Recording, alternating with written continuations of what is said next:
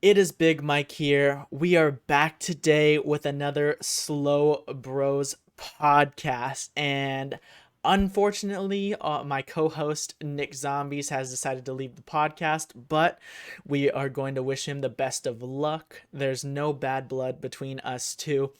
And I truly hope Nick can come back someday to be my co host again or come on to be a guest on the podcast. I guess we'll have to see. But for now, we're going to be bringing on a guest every episode. And today's guest is the World at War guy, Cruppz. How you doing today, Cruppz?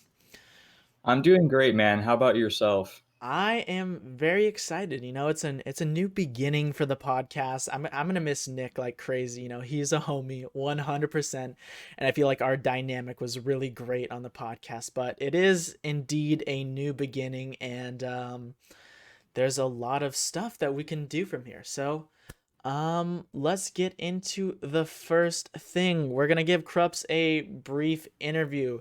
So, a lot of people know Cruppz in the community, but we don't know much about his life outside of streaming, outside of Twitch. So, we're gonna do a little interview here, like I said. So, introduce yourself however you want, Cruppz. I guess I'll do it short and simple. My name's Cruppz. I'm 16 years old, and I play zombies. Okay, well, I think that's a pretty good introduction there, man. So, how long have you been playing video games? Because I know you've been playing zombies for a good bit of time, but how long have you been playing video games in general? I've been playing video games ever since I was 4 years old. I started on the PlayStation 2, and then eventually worked myself up all the way to an Xbox 360. Okay. What games did you put the most time into back when you first started up until now? Well, originally I used to play Lego Star Wars when I was younger. So that was the game that I played the most. And then when I went on to my Xbox 360, Black Ops 2 was the most played. Hmm. And when I went on to PC, originally it was Team Fortress 2, and now it's World at War. So you played a lot of Black Ops 2. I didn't know that, man. What were you playing casually at that point or going for high rounds? What were you up to then? I mostly played multiplayer when I was younger. Mm, okay. But I think I ended up getting, I think, like 20 days played on it. Hmm. So, yeah, I mean, it's not a lot, but it's something to be happy about. Yeah, I think Black Ops 2 was probably my first COD game that I really got into. Well, technically my first COD game that I had was Modern Warfare 3, but I only played survival on that and every so often I would play it. And then when I ended up getting an Xbox, I got a Black Ops 1, Black Ops 2, Black Ops 3 combo pack and I just played a lot of Black Ops 2. I did play the multiplayer, but I played a lot of Town and I ended up getting Origins and playing a lot of that too. But I think BO2 is a pretty good game. I don't love it as much as I used to, but I do think it's definitely one of the better ones. Oh, 100%. Yeah. So the last little interview question we got here is how did you get into streaming? That's actually a very good question because I cannot remember what caused me to get into streaming, Hmm. but I do remember when I first started streaming, and that was around November of 2017. And funny enough, my first ever stream was a co-op World at War world record attempt. Streamed that for about a week. Then I stopped streaming for I think like 2 months because I had to, do school and just a bunch of other IRL stuff. Hmm. Uh, but starting on January 1st, 2018, that's when I really started getting into streaming and started streaming like almost every day. Hmm. Um, and that's pretty much what I do still to this day. So yeah.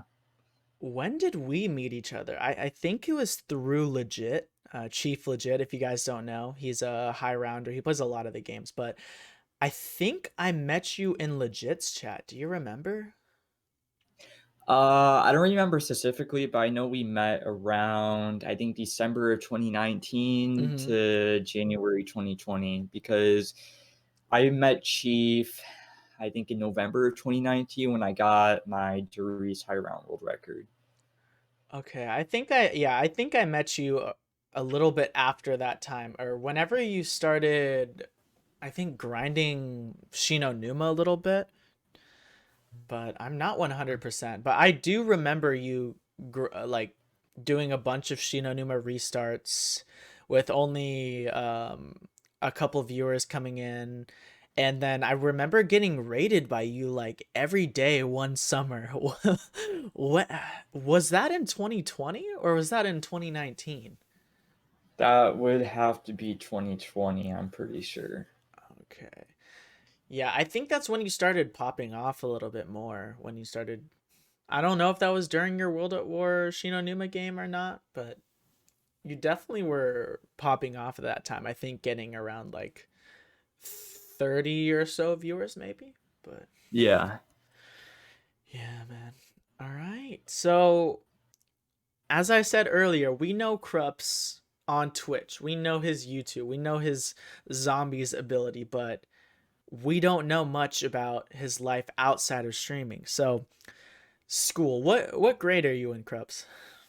I'm a junior in high school. Okay.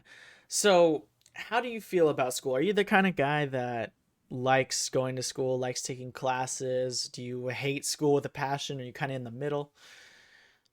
I'm in the middle. Mm-hmm. Um, with COVID happening, going to like physical school is something I actually enjoy Mm-hmm. because constantly doing online school and just sitting in your room all day and just doing schoolwork, it gets really boring and it gets really lonely.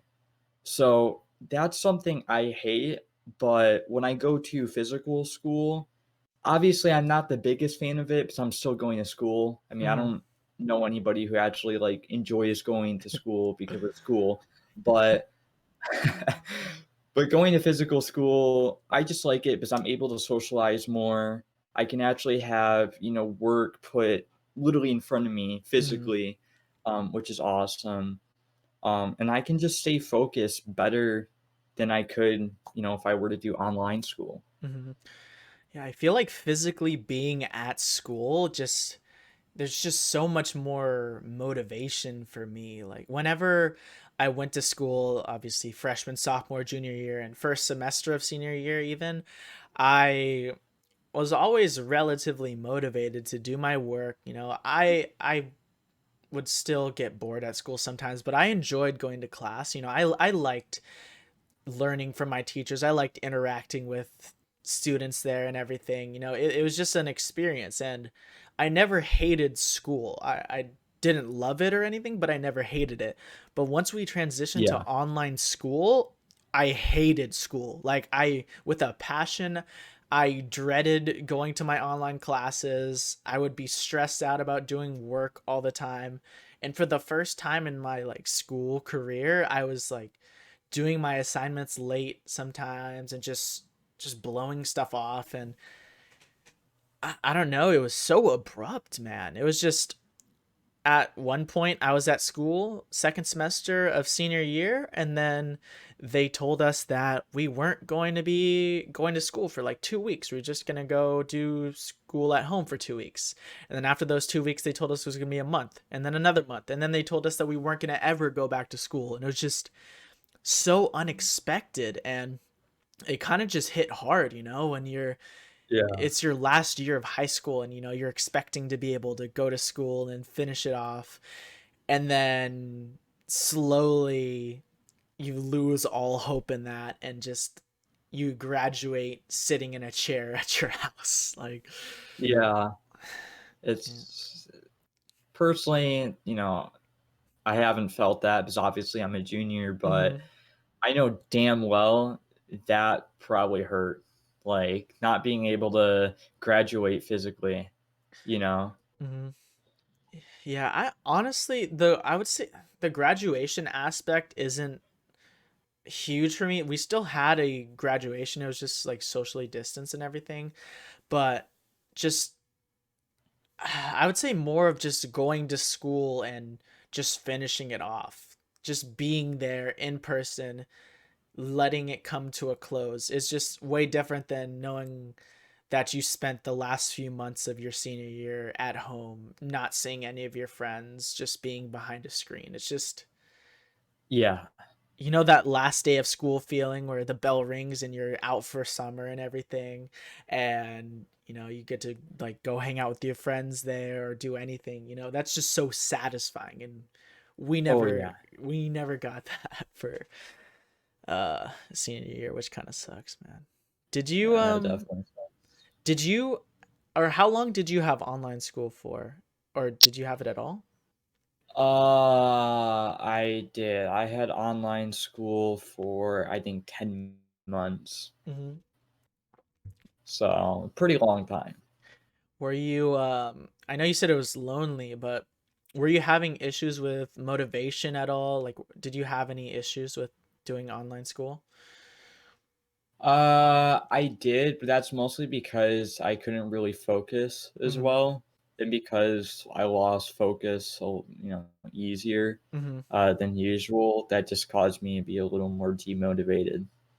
Yeah. But I I was still able to, obviously do my Mhm. schoolwork, but it wasn't as easy. Yeah, I feel that, man. I think that's a problem for everyone. Like it's so easy to just pick up your phone or go watch YouTube or Twitch during the day when you're in class, and nothing's gonna stop you, you know? Like there's Yeah. nobody there to enforce it. And like the classes I would say aren't as difficult online, so you really don't have to pay as much attention. And it's just like an endless loop of losing motivation, losing focus, and I don't know, man. It's I wish I could go back to in-person school even with college here, cuz like I'm at school right now, but I take my classes online and everything, and it's okay. I would say it's better than high school, but just knowing that I'm on campus right now, that I'm so close to my class buildings and I just can't go in class, meet anyone or anything like that, it really sucks, dude. Yeah, Yeah. How, 100%. how has your social life been since COVID started? Um, I'm gonna be honest with you, it's gotten worse. Mm-hmm. I'm pretty sure it's gotten worse for a lot of people. Um, but yeah, my social life before COVID wasn't bad. I had a lot of, like, school friends. I also had some friends that I kept in contact with, ever since elementary school, Mm-hmm. middle school, stuff like that. Um, but after COVID hit, um, I just lost contact with a lot of my school friends because I forgot to get their phone numbers and ask Mm-hmm. them. So I instantly like lost like 25 plus friends, unintentionally just Mm-hmm. because I didn't get their, phone numbers. So that sucked. Mm-hmm. Um, but I still had contact with friends from previous schools, which was nice. But I ended up losing contact with them because either they got different phone numbers, I didn't talk to them, or they didn't talk to me. Mm-hmm. Um, I'm not gonna go in detail, but um, one of my friends I knew ever since kindergarten did something really scummy to me. Mm-hmm. And I lost contact from him because of that. Like I said, I'm not going to go in detail Yeah. because I mean what he did was pretty scummy. But Mm-hmm. yeah, 2020 was a pretty shit year for me socially because I mean I pretty much lost like everybody that I knew, which sucked. Yeah, So dude. That's tough, man. Were you able to at least like find some new friends and find some comfort on Twitch or through zombies or anything like that? yeah, yeah, especially recently. Mm-hmm. But the thing is, like, internet friends aren't the same as real life friends, Yeah. you know? I mean, you're not having that physical interaction. Plus, being on your computer all day, like, that's just something I can't do. I need at least one small break, even if it's like 5 to 10 minutes. I just Mm, can't stare at the screen and just sit in the chair, like, all day. I mm. just can't. Yeah, it's so draining, and like half the time you don't even realize it until after. You're just like I would just spend hours and hours sitting here doing schoolwork, streaming, watching stuff, and I would just get up and look at the time and just realize that my whole day was spent sitting down, and it just felt lost and pointless. And um I don't know, man. I 100% agree with you that physical interaction makes a huge difference. Like, even just seeing somebody in the hallway, like when I'm going to the bathroom and saying hi, like lights up my day a little bit. And it's actually Yeah, kind of sad how like isolated I am at this point. Uh, yeah. I, g- I guess though that that is kind of up to me. Like, I prefer not to go out and do a bunch of social stuff at the moment because of COVID, and also I don't know, I haven't been as social recently compared to how I was before, but I don't know, man. It's tough, and I truly hope that we can go back to somewhat normal society soon. Because this is just I know it's taking a toll on a lot of people. Yeah, dude. Just sitting in chairs, staring at your screen all day, it's bad for you mentally, it's bad for Hmm. you physically. And I definitely agree. Like, as a society, I really hope we can go back to, a normal life within, maybe the next 5 to 10 years. Hmm. Because I know it's not going to happen within the next 2 years. I mean, that's a guarantee. Hmm. But next 5, 10 years, I mean, that'd be awesome if we could go back to, a normal life. Just thinking about that, man. Like, just thinking 5 to 10 years.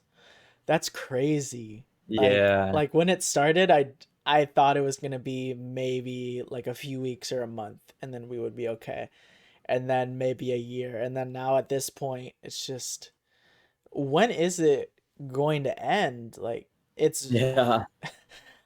and it's so unlikely that it's going to end soon because like we're humans, we're drawn to do stuff outside and to spend time with people, and like I've I've tried to be the best I could with COVID, just staying safe and everything and not going to meet with people, but holy fuck, I can imagine like if everybody's feeling this way, not everybody's just going to be able to stay inside and not do anything. Like people are Yeah. going to do stuff, and it's just gonna keep going until either like the vaccine becomes readily available for everyone, or I don't even know like if there's any other option, like if it can just go away, because there's always going to be somebody that's going to have it, and that person's going to happen to interact with somebody else who happens to go to a big event, and then it's just going to spread again. Yep. Yeah, man. Exactly. Yeah. I think we need to find out, instead of like at first I was agreeing with the full lockdowns and everything, but now I think instead of locking down, I think we need to learn how to live with it. I think we need to learn how to set proper precautions so that we can stay safe, but so we can at least go back to something that's somewhat normal, because people just aren't going to be able to stay inside for this long. It's just not going to happen. Maybe if we can find some middle ground in between completely locked down and going out and doing everything completely normal, I think that's probably the best course of action. As long as the hospitals aren't like fully overcrowded like they were before. Yeah. Yeah. I think that's a really good way to say it. Hmm. How has your health been throughout COVID? Have you contracted COVID, gotten sick since everything happened? No, but I'm glad to say that. Hmm. Thankfully, none of my family members have gotten it, Hmm. but I know, a few people who have gotten it, at least from online friends and stuff. Hmm. But yeah, I'm pretty thankful. How bad is it where you live? Like, do a lot of people have it there? How's it going? Honestly, I haven't checked, Hmm. so I'm not really sure how bad it is, Hmm. but um, I know a couple months prior it was pretty bad. Yeah, So I think in so I live in California and I live in like Santa Clara to be exact. I don't People don't know where that is usually, but it's about an hour away from San Francisco, if that makes sense. okay, Yeah, it's not been great. It's definitely not been great. I don't think it's as bad as somewhere like Florida or anything, but like even with a lot of people staying at home, every time there's a holiday, there's just another outbreak and it just comes back to the peak. And then as yeah, soon as it goes down, there's another holiday and it goes back up. yeah, Yeah, it's unfortunate, man. There's just no easy solution with this. Like there's no just this is what we're going to do and this is going to work. Like it's not that simple and I I honestly think it's don't. because of. You can go ahead. Oh no, no, no, no. You go ahead, man. Okay. Well, I was gonna say, I think the reason why it's so hard is because of just how easy this virus can spread. Mhm. I mean, as far as I know, I have not heard of any disease that has spread as fast as COVID-19 has. Mhm. It's Mhm. it's just it's ridiculous. Like it honestly is ridiculous.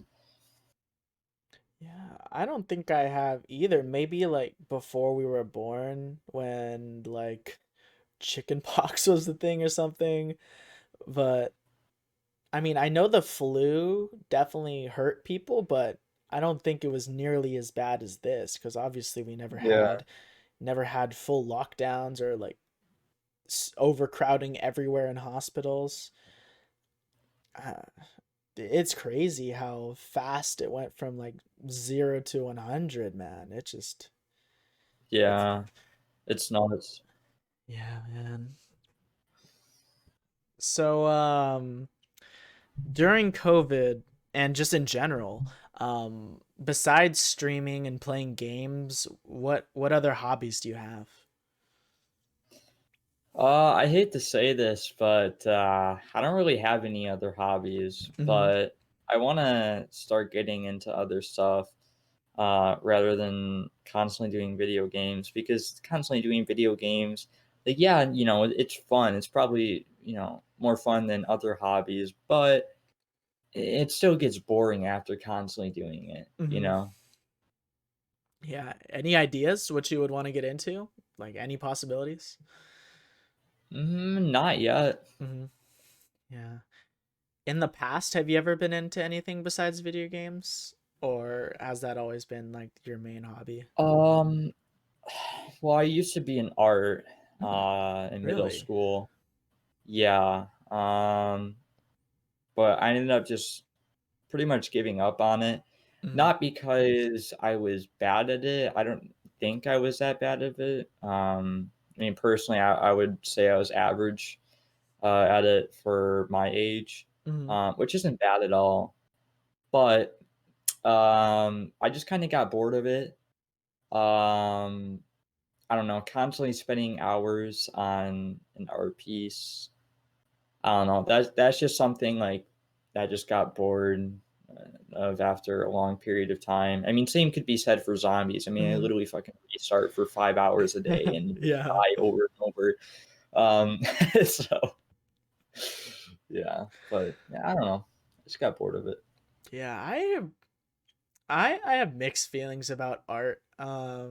I always hated art class in like elementary school and stuff because just having such strict restrictions on what you can do, like the teacher telling you exactly what you have to do, and there's just no creativity in that, you know? If they tell you to draw a dog with these specific materials, like there's only so much you can do with it. I feel like maybe I would enjoy art if I was given like the materials and the freedom to create whatever the fuck I want.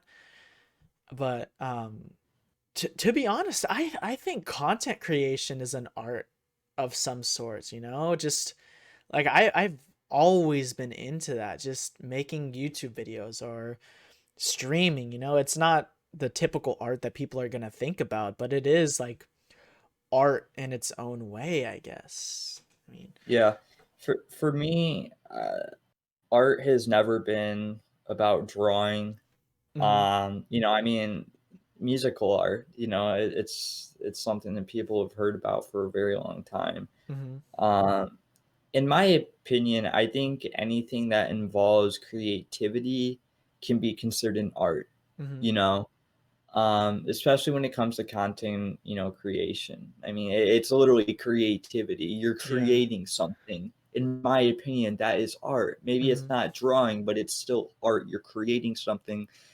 And there's so many other things that you can create, um, and I would still consider it art, even if most people would consider it a stretch. mhm. So Yeah, I gotta agree with you on that, man. I think art really is all about creativity and just you creating something that you're proud of, you creating something that came from your own mind and just putting it into physical form that people around you can appreciate. And yeah, but speaking of like musical art, so you never play music on your stream. Do you listen to music outside of stream, or do you have any like music taste, or are you just not the kind of guy that enjoys music? yeah, I love music. I Really? mean, yeah, I pretty much like any kind of music. Um, it varies though, because about like every 1 to 2 weeks, I'll have one genre that I'll listen to. Hmm. At the current moment, I'm listening to indie rock. Okay. That's something I really like. I've liked it for a very long time, but it's something that I've liked more since the past week. Hmm. But like the previous week, I was just into like normal, like classic rock. So it varies. Um, so yeah, I mean, I pretty much like anything that people give me.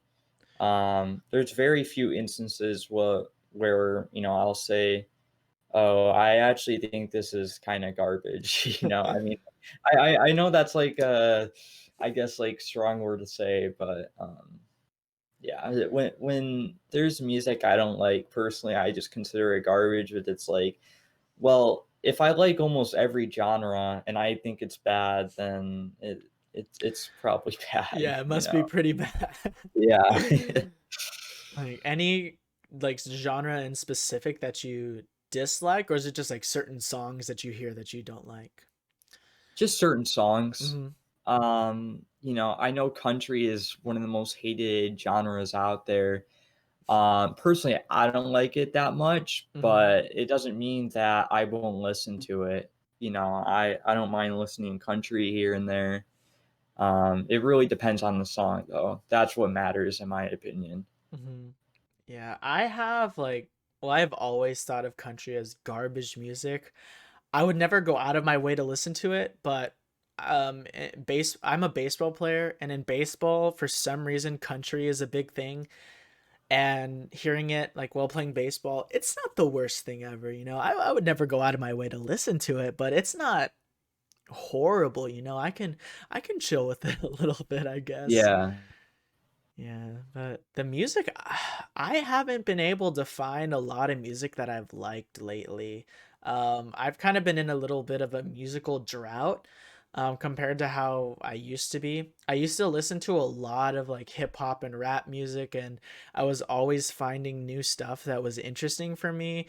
And then once it hit like maybe 2017 or 2018, the new rap really didn't I really didn't enjoy it as much, so I started losing interest in the new rap, and I kind of did some more exploration to find some other kind of hip hop and even other kinds of genres.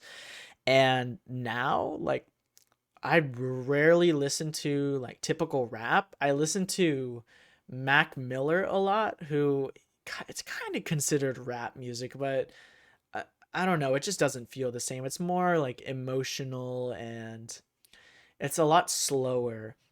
And it's not the kind of Yeah, music you would like jam out to at a party or anything. It's kind of vibey. yeah. I don't know how to explain it. And I've also gotten into some classical music, which is sounds kind of weird, but like, I've always thought it was kind of cool. So I looked up some Mozart on Apple Music and I just like shuffled the playlist and I was like, oh shit, this is kind of fire. And I was like listening Dude, to I Mozart while playing Kino. I love classical, man. Mhm. I think everybody does. I mean, it depends on, you know, the songs, but I mean, there's been very few instances where I said, "Oh, yeah, I don't really song. I'm gonna have to skip it because Mhm. it's classical and this and Mhm. that." So, Yeah, just like the blending of instruments in such a nice way. It's really soothing and it's hard to dislike it unless there's like unless it just really doesn't flow properly, but that's yeah, usually not the case. yeah. Yeah, and I've been on another artist that I've been into recently is Tame Impala. I don't know if you. Oh, I've heard of them. Yeah, so my friend showed me a few songs. He's like, "Oh, there's this artist I like, Tame Impala, and you might have heard some of their songs on TikTok." I was like, "Oh, okay, let's hear." So he played a few songs, and I was like, "Oh yeah, I've heard these songs." And then I heard like the rest of the songs, and I was like, "Oh, this is the kind of music I like." And then I ended up making a playlist with all their stuff, and I just shuffled it, and I was like, "Holy shit!"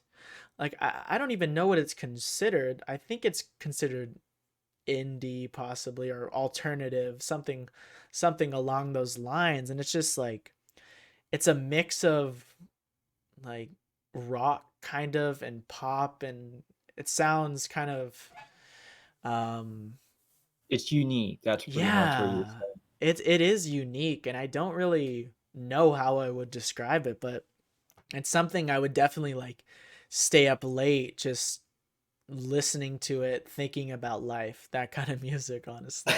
Yeah. Yeah, I definitely know what you mean. Yeah. And it's fun to listen to while streaming, I definitely got into it while playing some Kino, that and the classical music. And I honestly think streaming is a great way to like enjoy music. Like I like showing people the music I'm listening to on stream.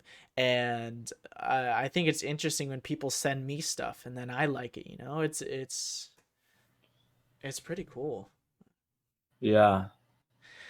Do you ever plan on listening to music on stream? No. Just because of DMCA. There actually is a way to get around that. That's what I've been using.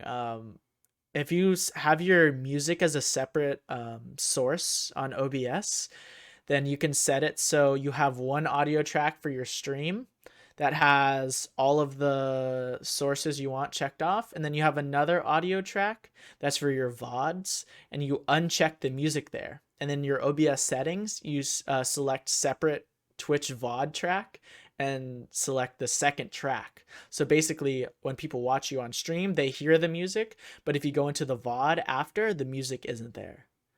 So it's What kind of the a fuck? I didn't even yeah. know about this. Yeah, I think Okay. Let's go, dude. Alright. yeah, it's relatively Yeah. new, I think. But yeah, it is a thing. Before I just didn't give a shit about the copyright because they would just mute my VODs and whatever. But now I can just listen to whatever I want and I can upload to YouTube because I don't have to worry about copyright on there either. But it's sick, dude. It's so nice. And as long as DMCA doesn't start like issuing copyright strikes live on stream, which I doubt they'll do with somebody our size, like I think it's the move. Dude, yeah, yeah. I'm, like, looking at my, like, OBS settings and yeah, Twitch VOD track. Mhm. Wow. Okay.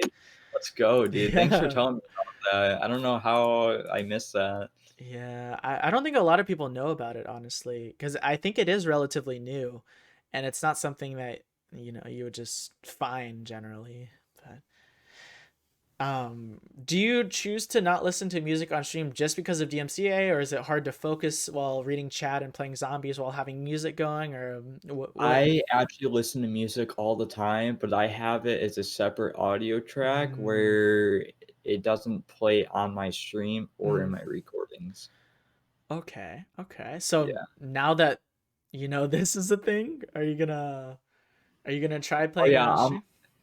oh, yeah, after this podcast is done, probably gonna start a stream and Hmm. just, play some music and then just have it not appear in the VOD, so, Yeah, dude, yeah. it's so nice, man. It's so cool. Uh, Oh, yeah. yeah, and it just makes YouTube videos so much easier because if I want to take clips from my stream now, I don't have to worry about them getting copyrighted, and I don't have to worry about having some like background music that just doesn't flow well with a YouTube video and everything. So it's nice, man. It's super nice. Oh, 100%. But honestly, your stream is it's like one of the only streams that doesn't have music, and like you can hear like the footsteps of the zombies in a view on like Shang, and hearing all that's kind of interesting too. But yeah, Yeah. I think having music would just be pretty cool too. I don't know, man. But yeah. No, I'm definitely gonna do it. Yeah, I'm excited to see, dude. I'm excited to see. I'm glad I could teach you that. Okay. So I think that'll bring us to one more topic outside of streaming. So I think it's widely known that you are a furry. So what does that mean to you? Basically someone who likes anthropomorphic animals. It's just Hmm. animals with human characteristics, my Hmm. bad. So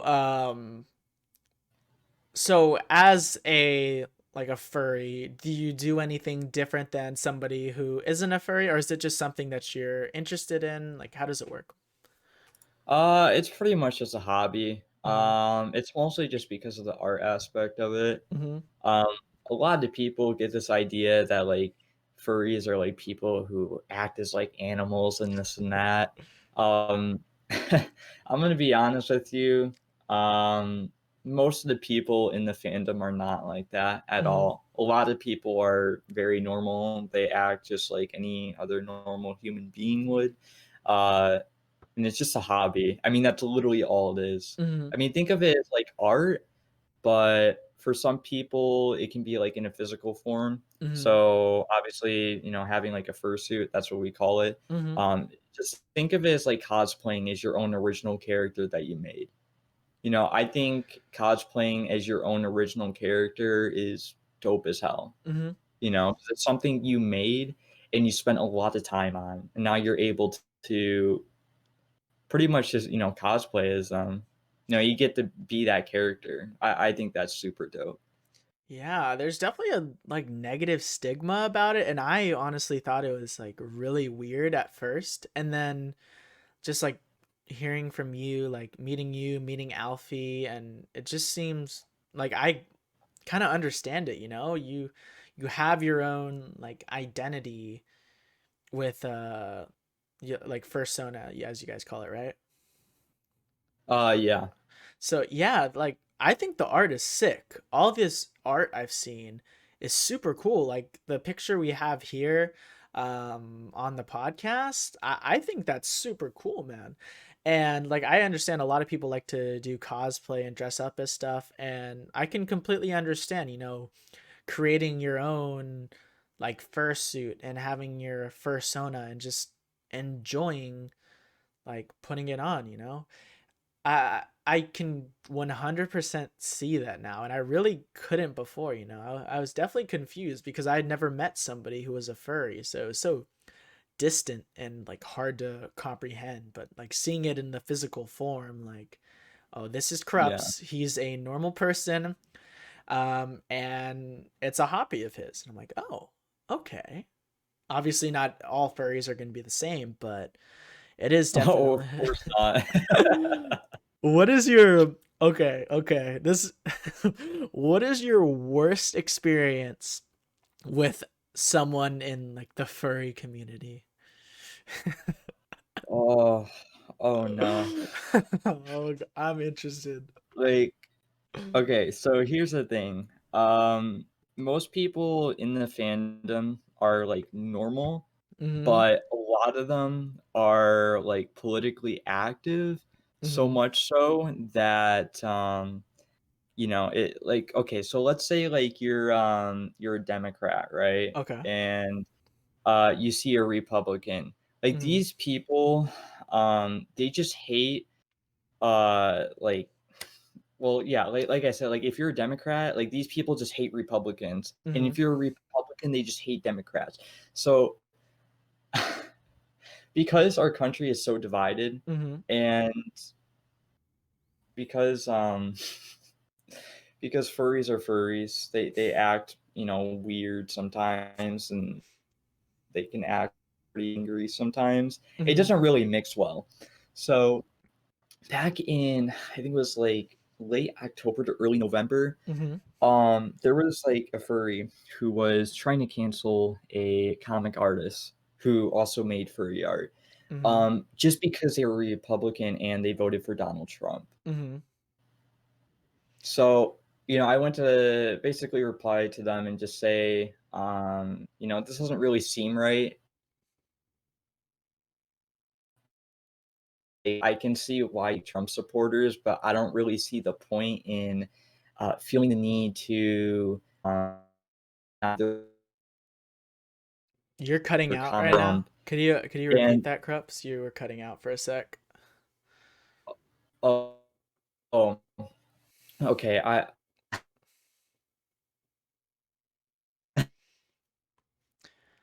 Hmm. I said someone and not support them anymore just because they voted for Trump and they were Republican. Mhm. Um, and after I said that, I ended up getting some of the most like angry replies I have ever heard. And people can have their own opinions and vote for who they want. Mhm. They also claimed that I was a Republican without me saying it. I mean, I was, but Mhm. even then, like, Yeah. just making that assumption right away just because I said, like, it doesn't make sense to try and cancel someone just because who they voted for is just I don't even know how to describe it. Like, it, like honestly, like I, Yeah, I oh like I don't like Trump at all, but like canceling somebody just because they voted for somebody else, that's like majorly excessive. Like, sure, I don't agree with Trump, but and I'm not going to agree with maybe your ideals or anybody else's ideals, but I'm not going to, because of that, just throw you away and yeah, try to like ruin your life. Like, as much as I don't like certain like political beliefs, like you still have a right to your own beliefs, you know. yeah, It's it's unfortunate that it's gotten to this point. Like I'm sure that I'm guilty of it in some way, like in my head. Like if I know somebody like doesn't agree with me politically or in any way, yeah, I'm maybe not going to be as likely to I don't know if I would say be friends, but like it's always in the back of your mind, you know, it's just human nature. You're gonna know that somebody disagrees with you, but yeah, I'm trying my best to accept like everyone regardless of beliefs, because like I see it and I'm like, this is stupid, this is terrible, and if somebody just stopped being friends with me because of my beliefs, that would be fucked up. So I shouldn't do the same thing to them, you know. That's just I feel like with political stuff, that's one of the best ways to look at it. Like, huh, if somebody did this to me, how would I feel about it? It's really simple, but it's also really effective, if that makes sense. yeah. But yeah. Um, yeah, that's probably my worst experience. Like, uh, for me telling it, it probably doesn't sound that bad, Mhm. but if I were to find the tweets and give it to you, trust me, It's real fucking bad. Like, yeah, Yeah, that's the worst experience I've had. yeah, that's kind of a monk s, man, going after somebody you don't even know when they didn't even like announce what their beliefs are, and you still fucking. Yeah, yeah, they literally did not announce that they were voting for Trump. They Hmm. literally said that they were just a Republican, and then Hmm. the person who read their comics were like, "Huh, oh, you're a Republican? That probably means you support Trump. I'm gonna cancel you," and this and that. Like, I'm being serious. That's literally what they were canceling them for, and I'm just like, "You have got to be fucking kidding me." Out of all the things that you could cancel someone for, you canceled them over that.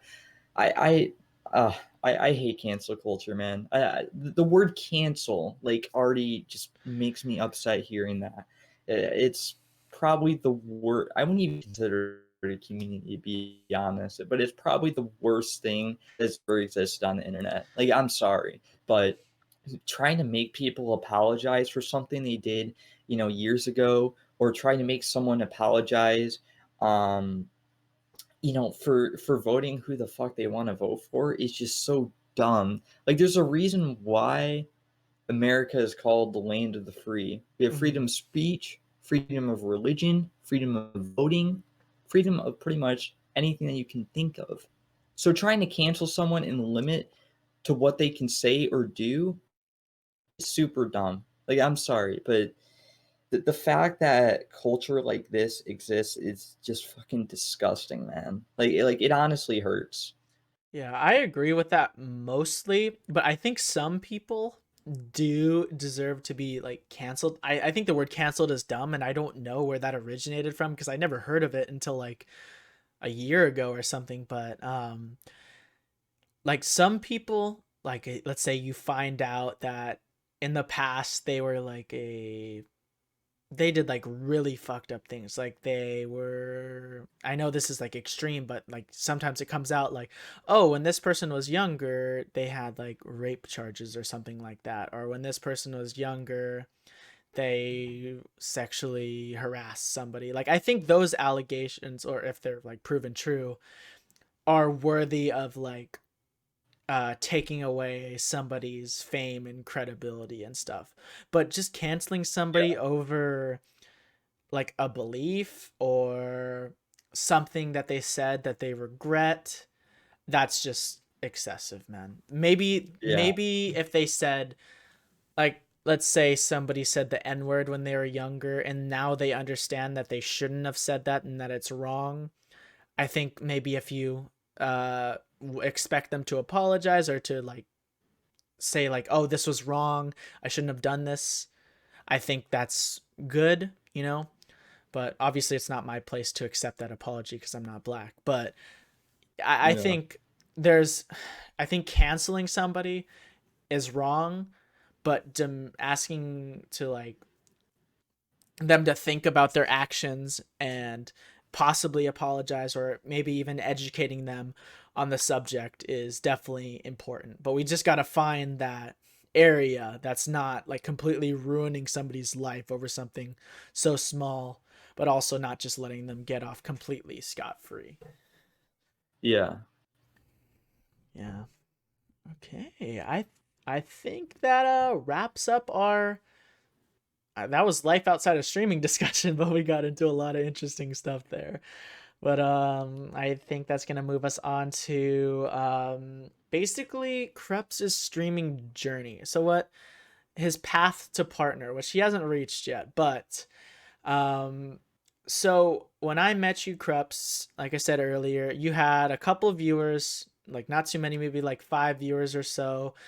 I would see you every single day, restarting on Shinonuma. I would always see you in the spawn room, restarting for like early round times, restarting for double tap, I think, and all that stuff. And now you're a Twitch streamer with what, like 8,000 or so followers, and your average viewer count is getting to be around 100. A lot of the big YouTubers know who you are, like Mr. T Lexify, and Dalek, and a bunch of them. So, in between those Shinonuma restarts with only a few viewers and now, I know it's a general question, but can you tell us about your journey in there? Um, well, when I first started grinding for Shinonima, I had like almost no viewers. I mean, there is a couple, like you said, but it wasn't as much as you see nowadays. Hell, Mm-hmm. I wasn't even hitting double digits. Um, but once, I started getting better at Shinonima, I started playing faster and I started getting into these, like high rounds, like in, thousands and stuff. Mm-hmm. That's when I started growing a little bit more in popularity because like people were starting to realize like, this is a guy, he's trying to get the Shinonima world record. And he's grinding really hard. I kind of want to watch him. Mm-hmm. At least that's what I think people thought. Yeah. Um, so after I think it was like a 1,853 game, I'm pretty sure that was the exact round. Um, I tried looking for like different strategies on Shinonuma. Mm-hmm. I ended up finding a strategy called 2020 strat. Pretty much everybody knows about it now because of just how widespread it is. Mm-hmm. Um, but when I found that strategy, it just so happened to be a month later, Riv 10 got his 9,948 game. Mm-hmm. Um, so when he got that, a lot of YouTubers, rather than going to him, came to me. I'm not really sure why, but I think it's because I had more knowledge about World at War than Riv did. Mm-hmm. And I was grinding Shinonima a lot longer than he was, so I think that explains why they came to me. Mm-hmm. Um, but they heard about the 2020 strat. They heard about me grinding. They heard about my knowledge on World at War. So Russian and Johnny J brought me onto their channels. Russian specifically, he literally did like an interview for me and just like explain how the hell World at War works, what the fuck happened in the Rivs game, stuff like that. I think I saw that. Yeah. Yeah, I remember John, hearing your voice on the intro of one of their videos. yeah, That was yeah. cool. Johnny J, he helped me make the script for the like 9,948 game by Riv. Mm-hmm. Um and because of that, I got some more like exposure through those two videos. So rather than going from uh to like maybe like 8 or 9 viewers, I went from that to I think about like 40 to 50 like Yeah. overnight, Yeah, which I is not. remember that. You were popping, dude. It was just like Yeah. all in an instant. It was cool. Yep. Um so after that, still ran 2020, still got some freezes. And then one day I got an error. I can't remember what the exact error it was, Mm-hmm. but the error pretty much told me that the strategy wasn't viable. Because I think it was like TTS or somebody went to look at like the error and it had to do something with like an overflow of some sort. I wasn't sure exactly what it was. I don't think people have figured it out yet. But that pretty much told me like, okay, this strategy just isn't fucking viable to run it the entire game Mm-hmm. without like switching to a different strategy. Um, and because of that, I instantly switched to Flogger. And that's when the 10,000 game happened. Um, which is honestly like probably one of the greatest moments in my life. I mean, it's pretty obvious. I mean, the amount of attention I got from that was huge, like very, very huge.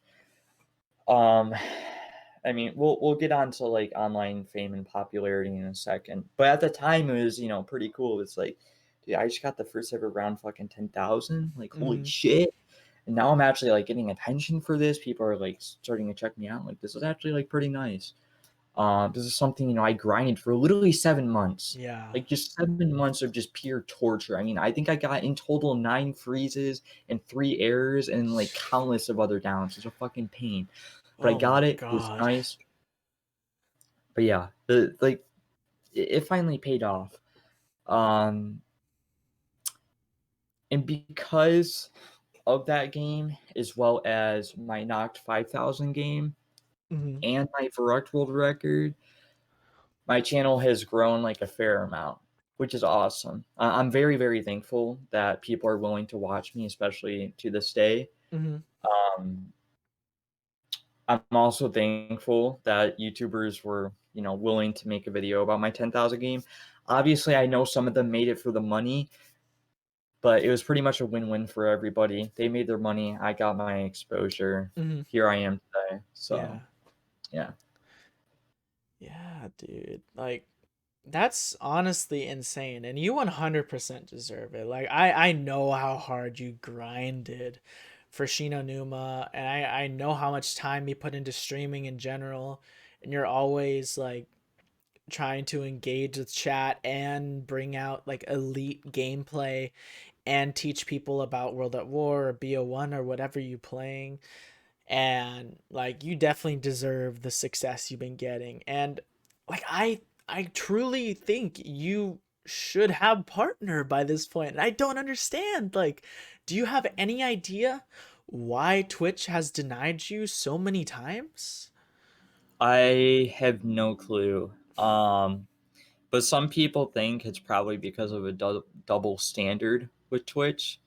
Um, the reason why I say that is I think people who have connections with staff members Mm-hmm. uh, tend to have a much higher chance of getting partnered. Mm-hmm. Uh, the reason why I say that is because I tend to notice streamers who are only averaging maybe 60 viewers per stream Mm-hmm. actually get it. And it's not like they had this like big following on YouTube or Twitter. Mm-hmm. Uh, none of that. No, they're just a Twitch streamer and they get partnered with 60 viewers. Hmm. A lot of people have also been saying it's region based, Okay, yeah, I've heard but that. I'm gonna be honest with you. I don't really think that's the case because there's been people who have had very similar viewers to mine. Um, and their viewers have actually been like less consistent than mine, and they'll get partner and they're from the United States. Hmm. So it's just kind of making me wonder like, is there like a possibility of a double standard? But I'm not gonna make assumptions because in the end of the day, the more I complain, the less, I'm gonna get. Yeah. So for me personally, I gotta stop thinking about the past and all these rejections. I just gotta think about the future because here's the thing. You're gonna be thrown a lot of curveballs in life. You're gonna have to deal with some of the most BS things you've ever dealt with. I've Mm-hmm. already experienced that with World at War. I'm already experiencing it with partner. Mm-hmm. That doesn't mean that's gonna stop me, Yeah. you know? Just because I had, you know, one brick thrown at my face, it doesn't mean that I should just stop. If anything, that means I should just continue to work even harder. Mm-hmm. Uh, that's just something I've learned in life. Yeah, I've seen some. I know a lot of people, whenever like you had announced that like you got rejected by Twitch, a lot of people would try to give advice. And I think some of the like most solid advice that I've heard is like you gotta not stream for the purpose of getting partner. You gotta stream for the love of streaming, and one day your goal of getting partner will come. If you stream for the love of streaming and for the love of zombies or whatever, you're gonna be able to enjoy yourself regardless of what Twitch tells you, regardless if Twitch gives you a check mark or not. You're gonna be having a good time, growing, doing your thing. But if you rely on getting partner to be able to feel successful and satisfied, then most likely you're going to be disappointed. This comes with literally anything, like Oh even yeah. paying attention to viewer counts and stuff. Like I've talked to Mitch or XBlizzard22 Gaming, if you guys know him. He turns off his viewer count because just seeing that and relying on a viewer count to make you happy is really bad for your mental health, and it also makes you just think about the wrong things, you know? If you have 1 to 2 people in your chat that you're having a great conversation with, maybe you have like 5 viewers, you can have an amazing time. That's 10 times better than having a stream with 100 viewers and a bunch of people saying bullshit in your chat, you know? Like it's it's all about the experience, and relying on the numbers in the long run is not good because we all have a peak and we can't stay at that peak forever. Even with someone like Ninja was the biggest streamer in the world for a while, and eventually he fell down, you know? Not everybody can stay at the top forever. And if you're while you're at the top, you're loving streaming or loving zombies and not caring about the viewers, when you get to the bottom, you're going to be able to love it too. And you're not going to have all that like draining on your mental health and all that pressure for viewers for success and everything. And it's easier Yeah. said than done. Like it's very difficult to just be happy, even though you know you're not being as successful as you were before and not achieving these specific goals. But it is very important, man. I've had issues with it too. Like just switching from high rounds to Easter egg speedrunning. Like after my BO3 Ascension game, um, I was averaging like 50 or so viewers, and I would peak at like 70 to 80 viewers every stream. And like I was having a great time with that. I was enjoying streaming, but it was nice to see the numbers. And my mindset changed from being happy with like 30 viewers to being happy with 40 to 50, and not even being happy with 50 viewers. And then I went to Easter egg speedrunning and I was getting maybe 20 to 30 viewers. And just seeing that was mentally draining. And then Cold War came out and I was getting like 10 to 20 viewers, and that was even more draining. And knowing that there's just not much potential in that category, and I didn't even like the game, then I went back to high rounding, and the viewer count started going up a bit, like when I played BO1 and stuff. But I've learned to just be okay with wherever I'm at viewership wise. Like Yeah. I don't get sad when I look at my viewer count and it's like 12 anymore, you know. Uh, Yeah. Before I would just be, if I saw my viewer count was 12 like a year ago, I would be upset. I would be like, "What the fuck? Why is there nobody watching me?" And now I've just come to terms with it. Like I'm not always going to have the best viewership. There's a lot of competition out there. Not everybody's going to want to watch me at every point in time. And I've just come to terms with it, and enjoyed the community aspect, talking to chat and playing the game, instead of relying on views and subs and follows to keep me happy, you know? Yeah. Yeah. How do you feel about all that, Cruppz? Do you have an issue? Do you look at the viewer count, follow count, any of that stuff while you're streaming? Sometimes, but it's gotten to the point where it's just like, you know what? Who gives a fuck about that? Let me just play some goddamn Shangri-La and just Mm-hmm. have some fun, you know? Yeah. Yeah. So I've noticed you've been talking in voice chats on Discord recently. How has that affected your streams? Is that making it better, more bearable for you to do restarts? How do you feel about that?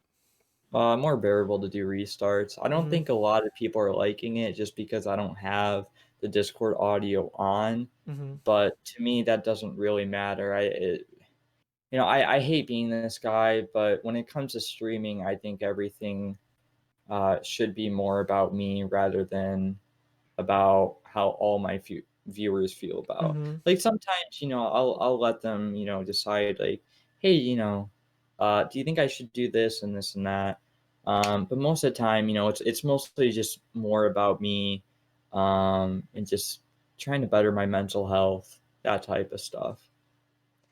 Yeah, that's more beneficial in the long run. For the short run, if you're just like catering to the viewers whatever they want, they're going to be happy. But eventually you're going to be doing something that they're not happy with, and people are going to leave because they wanted you to do all this stuff. And if you just stay to what you want to do at all times, maybe sometimes, let the viewers pick, but mostly stay with what you want to do and what you're proud of and all that stuff, then it's just, I think it's better because you don't have to rely on the viewers, like I was saying earlier, because you're doing something you love, you're doing something you're proud of. And if there's 100 people there, if there's 50 people there, if there's 25 people there, it doesn't matter because you're enjoying it. And like Yeah. if the viewers asked you to do something, like let's say the viewers asked you to play like BO2, and then turns out when you play BO2 the viewers don't show up, like I can imagine like I'm doing something I don't want to do and the people that asked me to do it aren't even here.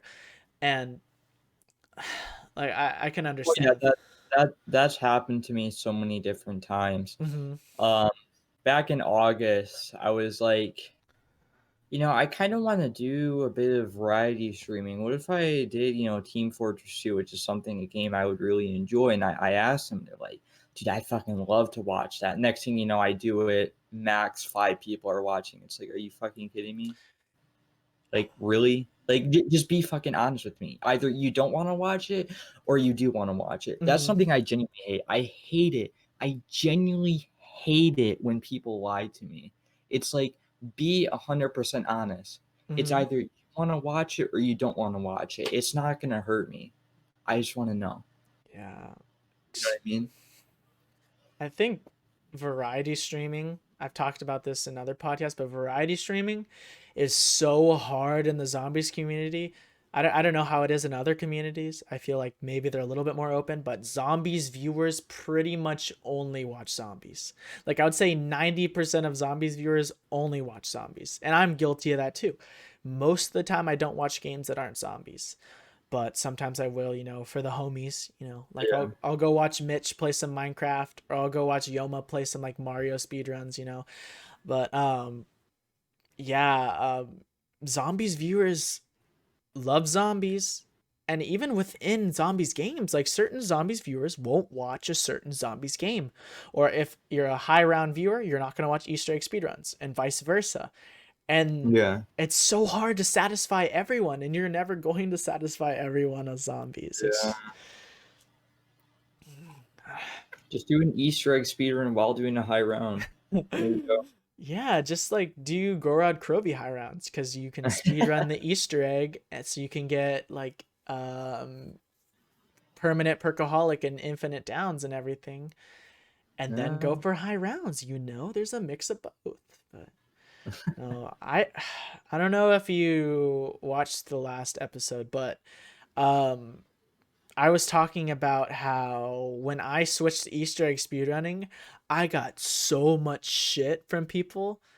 Like, Oh, I, yeah, I remember listening to that, yeah, yeah. even my friends, like, they like shit on me every day. Like, all they did when they came to my stream was tell me how like awful Easter egg speedrunning was. Go back to high rounds. This is boring. All this stuff. I'm like, Well, okay, hold on. I feel like you're exaggerating a bit, but, no, like, I won't deny it, like, yeah, like, some people do, like, get a bit upset.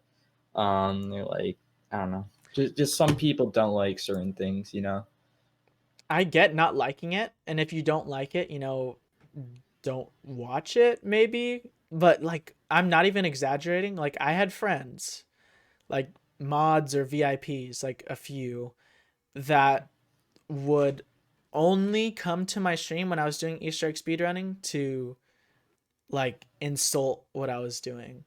And Really? it's not that it hurt my feelings or anything, but it was just annoying. Like if you're going to come to my stream, like either lurk and don't say anything or add something to it. There's no point of coming into somebody's stream just to shit on them, and not even like a Yeah, playful way. Like yeah, I like you can troll somebody as a joke. you know that's what people do. But like when you're genuinely serious about like just hating what somebody's doing, you might as well just not come at that point. Eh, I see. yeah, like have you had any issues with like toxicity in your chat, Cruppz? Like people coming in and not liking what you're doing, or toxicity in No, but general? I've I've had viewers. This is where like the meme of like the quote unquote corrupt stan comes in. Mm-hmm. Uh, but yeah, I'll have some viewers who like white knight me every single time. They're like, "Yeah, you go Cruppz," and like when somebody like jokes around, like makes fun of me and this and that, it doesn't affect me. If anything, I actually love it. I Mm-hmm. think it's hilarious. But obviously, you have those viewers who are like, "Grr, I'm so angry. Why would you say that to Cruppz? Grr," and this and that. And it's just like, dude, like, are you kidding me? If anything, like, that's super toxic. I think that's more toxic than just saying that, like, or being serious on saying, like, you're like the most disgusting and like trash player of all time and this and that, you know? So, Like I would just laugh at that, honestly. If somebody called me something like awful, like said like I'm a garbage streamer, like I would laugh it off. Honestly, oh, it's yeah, kind of funny. 100%. But I have to deal with the viewers who just, they just up for me 24/7. Like some of them like they'll stick up for me, but it's not like they're white knighting me, you know, they're just like constantly getting agitated at the person as to, you know, what they're Mhm. saying towards me and just saying that person is wrong 100% and trying to attack them. Um which sucks because I don't like those viewers. If anything, like I genuinely just want to ban them from my chat. Like I'm sorry, but like you can stick up for me, but for the love of God, do not fucking attack the person, man. Like holy shit, Yeah. I don't care if they're being serious or they're joking around uh as to what they say to me, but are you fucking kidding me, man? Like you're being just as toxic, if not even more toxic, by trying to attack that person, you know? Yeah, it's hypocritical, dude. Like, let's say this person is roasting you, and then this other person defends you by roasting them. Like, they're literally doing the thing that they're telling somebody not to do. And it Yeah, makes no exactly. sense. It's so hypocritical. It is unbelievably hypocritical. Yeah, so, some Twitch viewers, man, they really confuse me. They're really something else. They're Something just else. built different, dude. I don't know how else to say it. Yeah, dude, and 11-year-old Noah J viewers are just built different. Oh, no. No. Dude, do you know Acid or Scotty Dogs 007? He's the Easter egg speedrunner. His comment section is purely like there's like 100 people every video that say hi Noah. Noah's gonna be so mad about this. How are you doing, Noah? I'm here before Noah. Oh, That's his whole comment section, man. Like, oh my god, these people don't even watch the fucking video and they just go straight to the comments and say something about Noah. And it's just become a meme in like the community for anybody that has like Noah react to them, that it's so bad but it's so funny at the same time. yeah. Okay, I'm gonna make this like really short and simple. Mhm. And from this point on, I also want to make some other things short and simple because I think we've been going on for almost an hour and a half, Hour right? 13, yeah. Something around Hmm. hour and 15. Yeah. Okay, yeah, I don't want to make this podcast too long. I think we're not even halfway there yet. Yeah. So I want to make things a little, you know, short and simple. Hmm. But yeah, like with Noah J viewers and stuff, like I've just noticed like because they only watch these big zombie YouTubers, they never really get the feel of like high rounders and Hmm. stuff, and they only focus on Easter egg speedruns. And because of that, they get this feel that like all these older CODs and like going for high rounds is like super easy. Like a couple weeks ago, like I saw this like one person on Twitter say like, "Oh, on Kino, all you do is like go around in circles and throw grenades at the zombies." It's just like, dude, that's not even how it fucking What? works. Like, are you kidding me? Yeah, I'm being serious. Yeah, No someone legitimately way. said I'm No not way. joking. I'm not joking. I swear. I swear to God. I Not even understand somebody may be saying like, "Oh, you run on the stage and shoot like T-gun or something," and like I would still make fun of them for that. But throwing grenades at the zombies, what the fuck? hey man, I don't know. I honestly don't even know. I mean, the Cold War player mindset, I think, has taken over. Yeah, bro, you can't get to round 200 in like sub 3 hours, man. You're just a pussy. You're just fucking bad, bro. Oh my god, really? So you're telling me that on Shangri-La it takes you what? Like more than like 6 hours to get to round 100? What the fuck are you doing? Okay? Here's what you do. Here's what you do, okay? All you need is to get the ray gun from the box, okay? Once you get the ray gun from the box, you can go anywhere on the map and just shoot the ray gun and kill the zombies. It's not that difficult, okay? Okay, and there's ammo boxes, you know? There's ammo boxes. Just when you run out of ray gun ammo, just buy ammo. And if you're ever about to die, remember, just pop your chopper gunner and everything will be okay. Okay? Why do you have this baby gun? It doesn't even kill the zombies. It just makes them small. Like, oh my god, you're such a slow pussy old high round player and you have no life, no skill. All you do is run in circles. So shut up. Yeah, that's a very extreme example, but I definitely get your point because that's pretty much what they say in some degree. Um, yeah, it's I like I said, that's an extreme example, but I also think that's a perfect way to put it.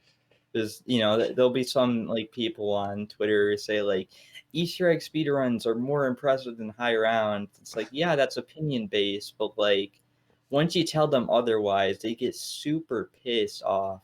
So yeah, I think you put it that Yeah. perfectly. Yes. Sometimes these people say some things you really wouldn't believe. And it's so Yeah, fucking dumb if you have any knowledge in zombies, man. yeah.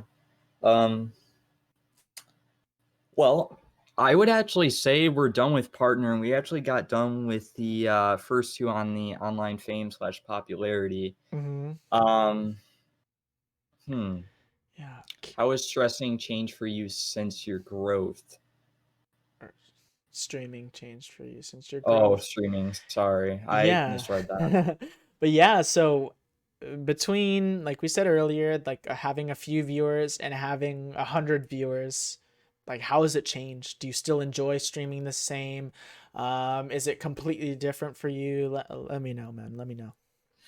Okay, so I actually still enjoy streaming. Mm-hmm. If anything, I would actually say I enjoy it more. Well, I'd actually say it's actually the same. For when I started, years ago. But I already explained this earlier. Obviously, I have some few bad apples in my chat. Mm-hmm.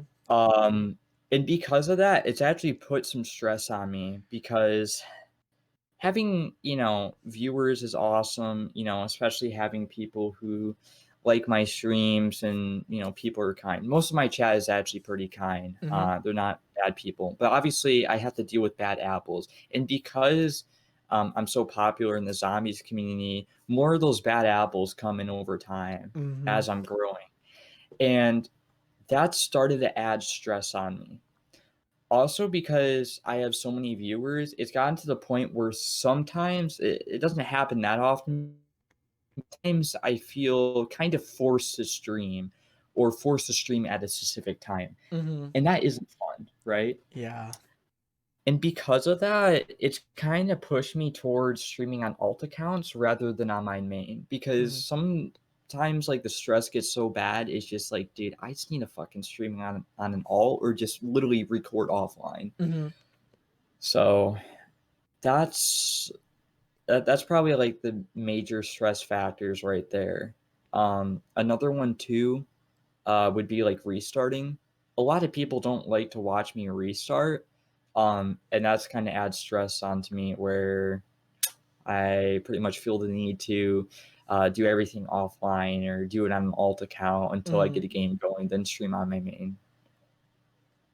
I kind of understand that, but I also feel like I think even Sluya said this, that you get more viewers on your restarts than he would get in like actual high round games. And like once you actually get a game going, those viewers pop off like fucking crazy. But I Oh, honestly yeah. think people like watching your restarts, at least to a certain extent. Like I've seen you hold like 90 or 100 viewers doing restarts for hours. Like it actually amazes me The because I actually didn't even know that because I don't really check my viewers during that time, so I don't mhm. have my view count on. Yeah, dude, most of the time, at least when you're restarting on Shang, like you are holding a lot of viewers during restarts. Like a lot. At least like 80 to 90 or 100. Just like Wow, restarting on round 3 or restarting when you don't get the baby gun and stuff, and like it's that's nuts. impressive. Um like Wow. yeah, I don't I like talking to you and to other people doing restarts, but I wouldn't imagine that so many people enjoy watching restarts because I would assume that there's a good portion of that that are casual viewers. You know, not everybody's going to be like a high round competitive Yeah, zombies player. mhm. Maybe it's just mesmerizing to see somebody play at like such an elite level speed wise because they've never seen this, you know. They just casually Yeah, kill zombies on round 1, whatever, and then they see you like if you have a bad round one time, you might restart. Or they see you don't get the baby gun and you'll restart and they'll be like, "Huh, why is he restarting?" And I know people ask that all the time like, "Oh, why are you oh, yeah. restarting?" And I guess maybe just that skill gap just like causes some curiosity in the minds of casual viewers, and I don't know, maybe that's why they stay. Do you have any idea why why people like watching restarts so much? Um, honestly, I don't even know. I didn't even know I had that many viewers when I did restarts. Yeah, I don't know, man. But I the stress and pressure thing, like having a lot of viewers, having to stream a specific time every day, I feel that cuz last summer, like if I missed a day streaming, like I would get messages in my Discord like, "Oh, are you streaming today? Why aren't you streaming?" And like I would even feel guilty if I didn't stream for a day. And if I missed my stream or I was late to it or something like that, there's just a lot of pressure there. And then now that I have less viewers, I kind of just roll with it and stream whenever I want to stream, whenever I feel like it. Could be morning, afternoon, night, after my homework, before my homework, whatever. Stream for an hour, stream for 5 hours, it doesn't matter. And it's just there a lot of that pressure is taken off. So I completely understand Yeah. where you're coming from with that, man. Now we're going to get into our next topic, which is a discussion on World at War. So, World at War is the game that Cruppz probably has the most time in. He has world record on each of the 4 World at War maps: Nacht, Verrucht, Shinonuma, and Derice.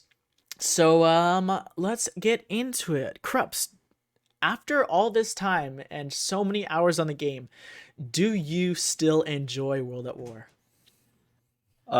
Yes. Yes, I do. I actually, in my opinion, love it more than ever. Mm-hmm. The main reason why is a lot of people have started playing the game again.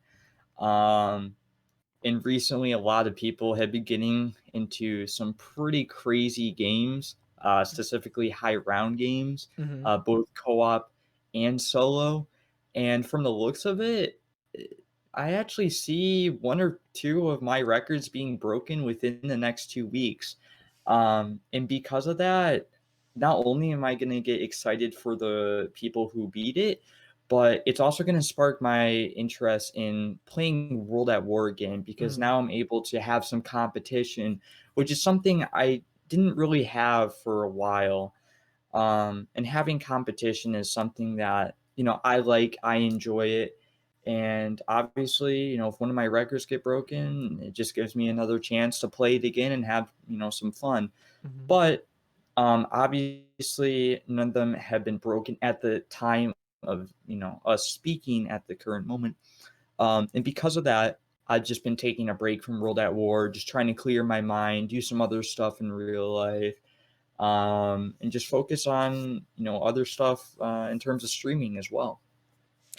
Yeah, I mean, I can't imagine like how much like strength it took to keep going on World at War, going for those world records when you really didn't have many people going for it as well, you know? Like the only person you had to motivate yourself was yourself, you know? You had to push yourself. There wasn't somebody competing with you most of that time, I don't think.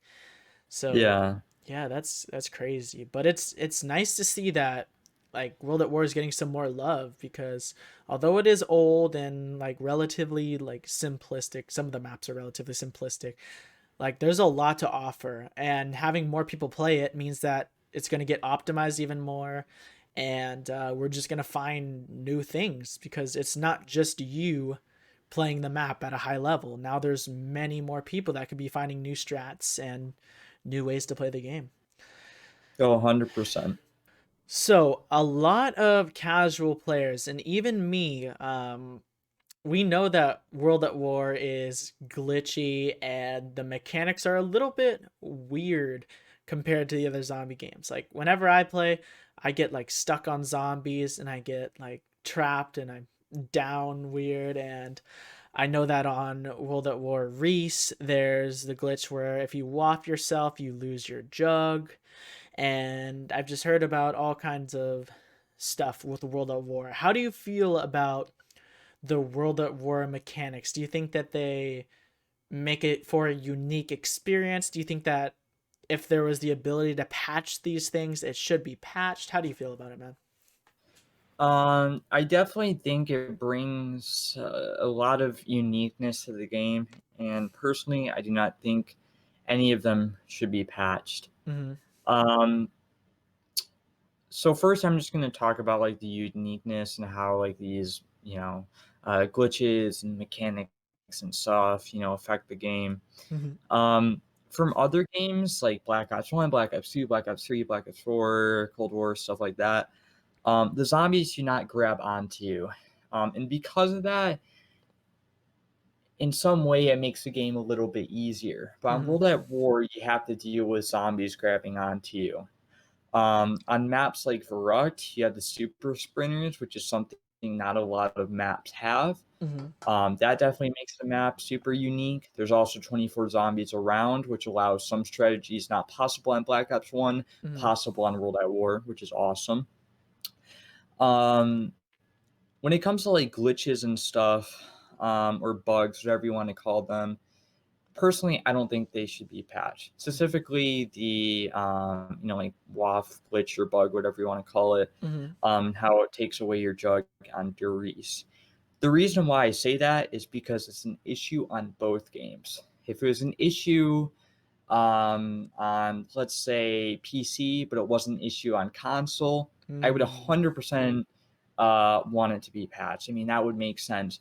But because it's an issue on both games, I don't see any point in patching it. Like, sure, maybe it wasn't intentional, but because it affects both games and because people have played with it for such a long time, there's no point in patching it, in my Mm-hmm. opinion. Yeah, and I think I agree with that, man. I think it would be interesting to have a like a patched World at War category. I don't know if people would really play it that much, and it would be kind of more similar to BO1 if they patched all these things. But yeah, I agree with that, man. I mean, the WAF glitch is what makes World at War Reese, and obviously there's some Yeah. other differences, but it's interesting and it adds another challenge that you can't waft yourself or else your game is essentially over. But Yeah.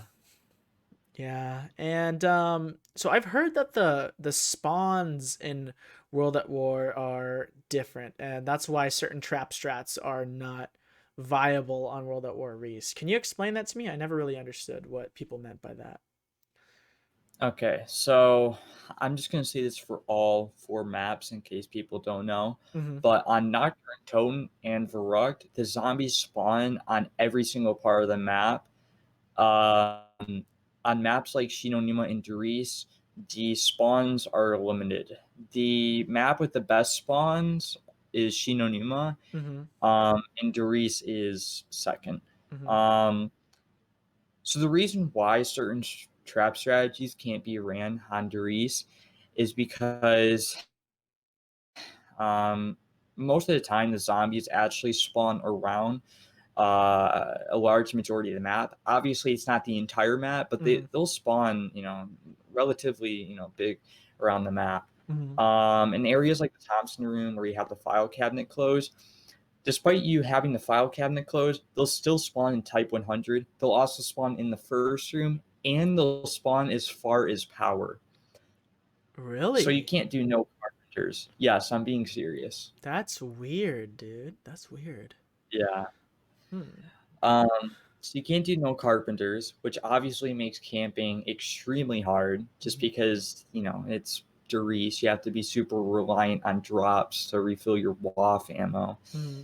Um, Obviously, you have to be careful because you don't want to WAF yourself. Mm-hmm. Um, I mean, not only that, when it comes to running trap strategies, because they spawn so far away, it's almost impossible to run some strategies just because of the spawn zones. I mean, yeah, it's the second best map for spawns, but it's still horrible. Mm-hmm. Uh, so yeah, I mean, it sucks. It really does. Like, it's gonna be strange hearing me say this, but I would honestly say, like Nocturne Totem spawns are better than Duri spawns. Like seriously, like they're much more consistent than Duri spawns. The only Really? map that has less consistent spawns than Duri's is Verrucht.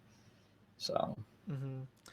Yeah, that's really weird. I never knew that because I always heard World at War players saying something about the spawns being weird, but explaining it this way, yeah, that eliminates a lot of strategy possibilities. Like on Black Ops 1 Reese, one of the main trap strats that somebody would run is triple dip, which is a mix of the Thompson trap, the one by the MP40 teleporter, I think, and then the one by power.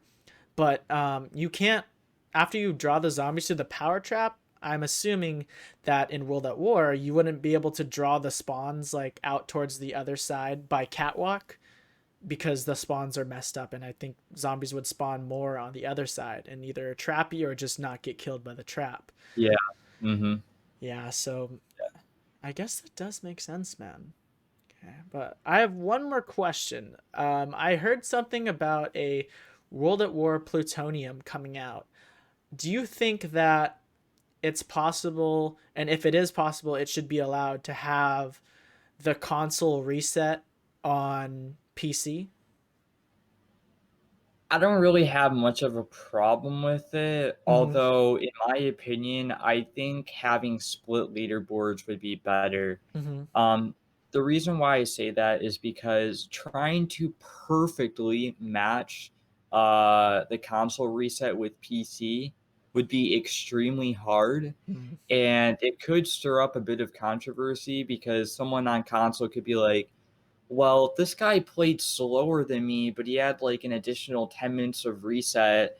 And he did everything that he could to extend a reset, but the patch wasn't perfect and he was able to get like a couple more rounds than Mm-hmm. I was.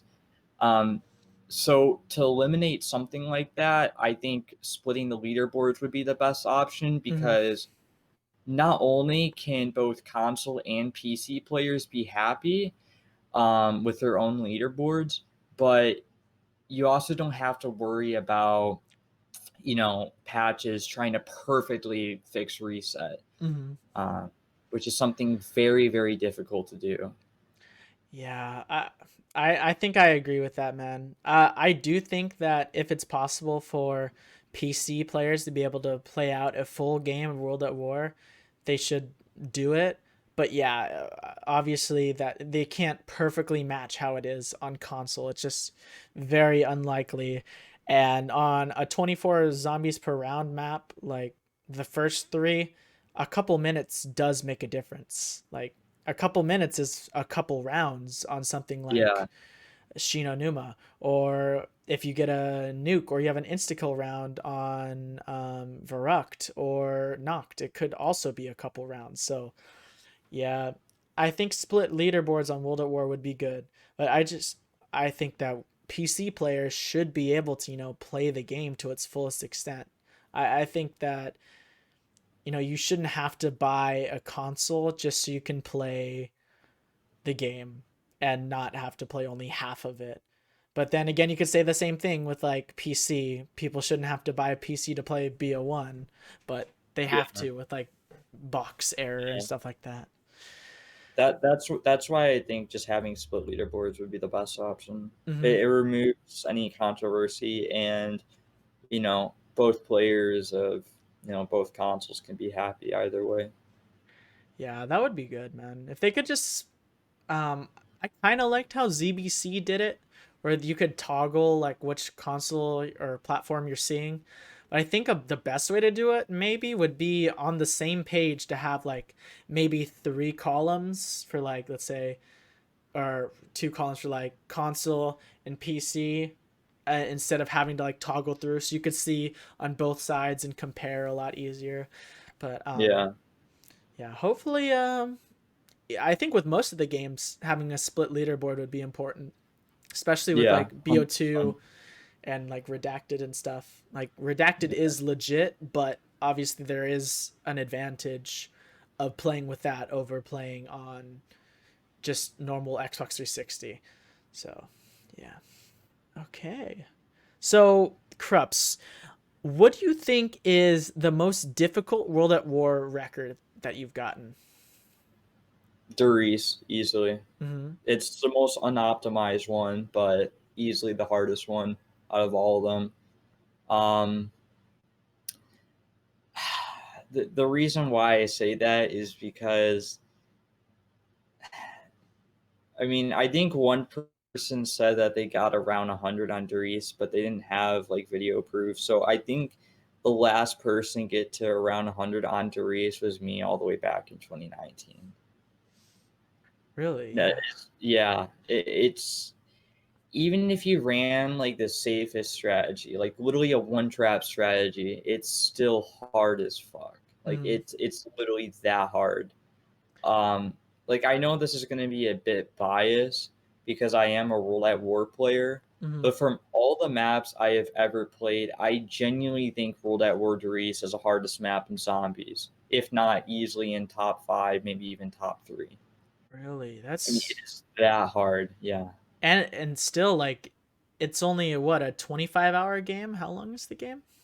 My game was 36 Okay, hours. 36-hour game. Yeah, a 36-hour game and you still think it's harder than like most of the other maps you played. That really says something about the difficulty of the map. Um Yeah. Yeah, yeah, I haven't been able to watch much World at War Reese gameplay, but from like my perspective, just hearing like you run World at War KJ, oh, that can't be too bad. But with all the shit that goes on in World at Like the War, spawns, dude, the mm-hmm, spawns are so bad. Even running that strategy, which is considered really safe, is mm-hmm. so bad. Do they spawn in front of you or like how do they cuck you on They'll there? literally just spawn in front of you, behind you, pretty much anywhere you can think of. Like, not even joking. Like, sometimes you'll be shooting them with the FG-42 down that hallway, and they'll come from either the spawn room or Thompson. Oh God, yeah, Yeah, it's real bad. yeah. That sounds scuffed as fuck, man. Yeah, I It can't is. Like, I imagine. hate to say it, but it is. Yeah, and it's so I feel like it's hard to juke zombies in World at War 2 because they'll just grab Oh onto yeah. you. It's not like in BO1 if they spawned around you, you could probably just, juke them, get out of their way.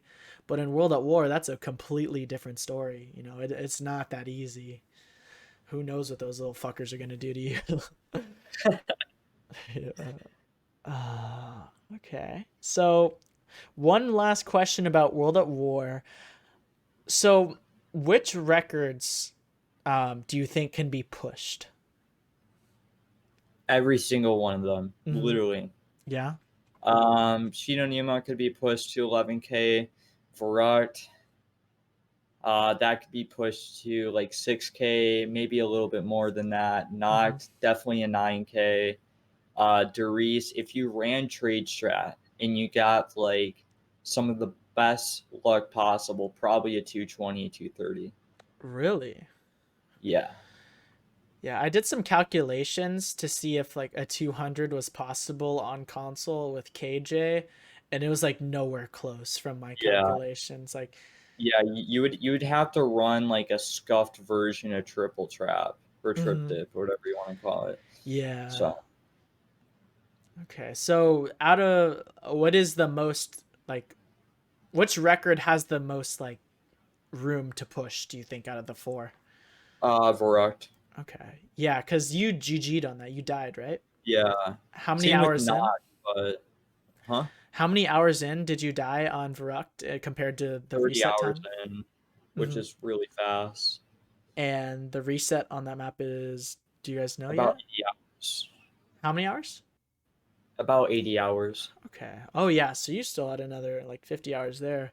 And I guess Noct you had another what, like how many hours I'd left? say about like 70-ish, more like 65 hours. Yeah, damn. But I just can't imagine surviving on Noct for like 160 hours.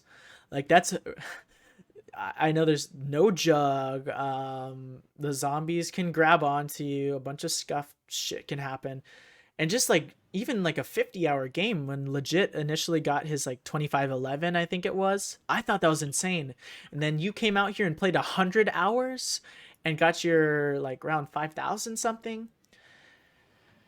Oh, but a 160-hour game with no jug in that one room. That sounds, first of all, like fucking torture, and second of all, extremely difficult. Yeah, 100%. Okay, that will bring us into our last discussion, boys. And our last discussion is going to be BO1 versus World at War. Because I know Cruppz has played a lot of World at War, like we talked about, and we've also played a good amount of BO1. So, initial question: which game? I'm going to ask you two questions. Which game do you prefer, and which game do you think is objectively better?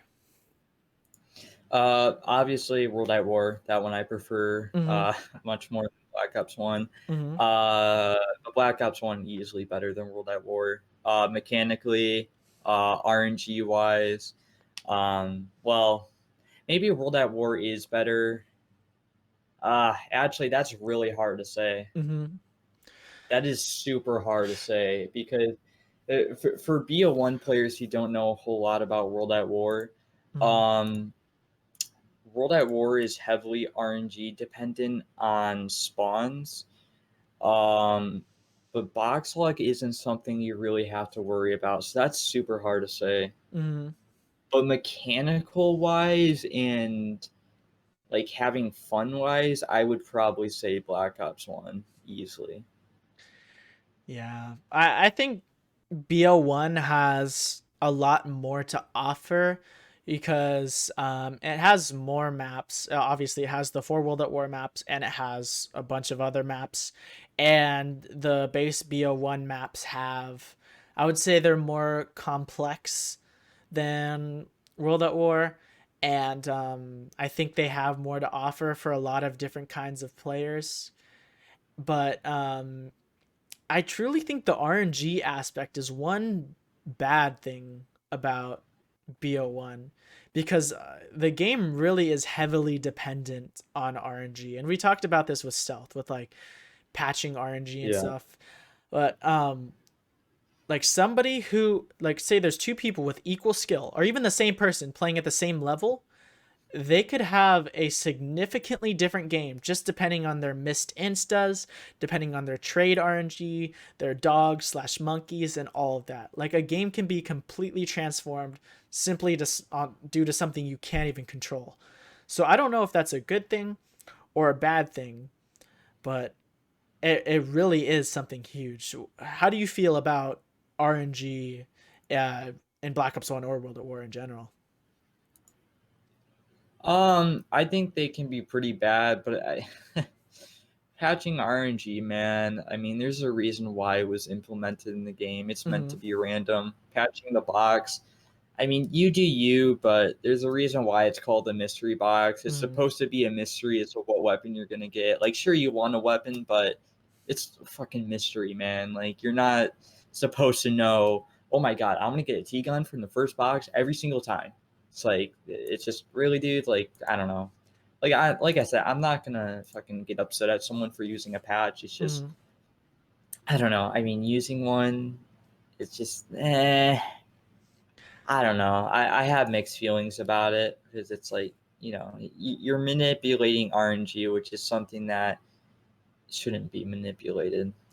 Yeah, I understand both perspectives. I personally play with a patch on a few maps because I'm still learning and I'm not going for world records, so I really don't care about submitting a game. I just want to get into a game and enjoy myself. So if I can use a patch to get into a game faster and enjoy myself and get better at the game, I'm going to use it. But at the world record level, I really don't know how I feel about it. Obviously, a patched game is, I mean, a first box patch on a first box map compared to somebody not using a first box patch. I don't think it, I know like a 70-hour game, I don't think it's going to make a difference. But obviously, for like a 30 speed run or a 50 speed run, is going to make a difference. But once you get into patching other types of RNG, obviously it's not on the same level. And I don't think anybody should put this stuff on the same leaderboard, even with just the first box patch. It doesn't belong on the same leaderboard like ZWR did. Um, Yeah. I think if they split the leaderboards, I think that it would have something to offer. I know some people just say play what you want to play, don't care about submitting, but having a board where you could patch your RNG to a certain extent, like maybe like a set trade average of 20 or something, not getting, I think obviously getting the like the T gun every time you hit the box is excessive and that takes out all the skill.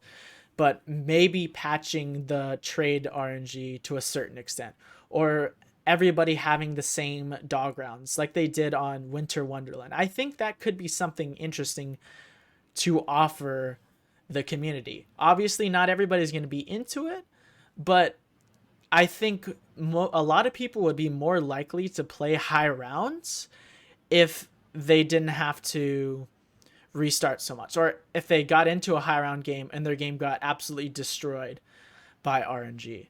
I think that opens up more room for new players to come in. But yeah, I definitely don't think they should be on the same leaderboard though. I Yeah. definitely, yeah. How do you feel about, like, if there was a separate leaderboard where you could have a set trade average of 20, everybody had the same dog rounds and everything, would you consider trying it out? No, I mean, I have never patched something Mm-hmm. and I wouldn't want to. Especially on something like that degree. No, thank you.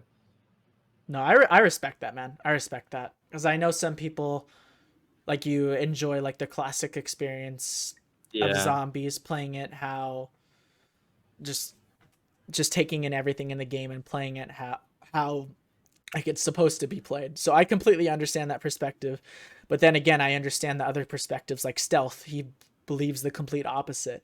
And I really don't know where I stand at this point. I truly think that, the most important You're thing just in is, the middle. Is that what you're saying? I don't know. Like I would say I'm kind of in the middle. Like if patches weren't allowed, I wouldn't be super mad, and if patches were allowed, like I would be happy, but I also wouldn't be like ecstatic about it. Yeah. Yeah, I really don't know how to explain it, but for my level, I think patches are super great. I think they add a lot to the game for somebody at my skill level. But when we're talking about the world record level, that's where I'm kind of in the middle, and I don't know exactly how I Yeah. feel about that. Yeah. Yeah, man. All right. I think that's gonna wrap up today's podcast. That was interesting. It was our first episode without Nick. Rest in peace, Nick. I miss my homie, but yeah, it was nice having you on, Cruppz. It was good to talk about some zombie stuff, some real life stuff, and just get into some deep conversations. And I really appreciate you coming on, my dude. Yeah, no problem, man. Anytime. Yeah. I hope everybody enjoyed it. Make sure you guys go check out Cruppz. His links are going to be at the top of the description. Go follow him on Twitch. Go subscribe to his YouTube channel and follow him on Twitter. He streams all the time. Black Ops 1, Zombies, World at War, and makes some solid content on YouTube. So make sure to go check him out. I would really appreciate that. Any last words for us, Cruppz? Uh, Not really. Besides, thanks for watching. Yeah. All right, man. Thanks everyone once again. We'll be back next week with another episode, and I will see you guys in the next one. Peace.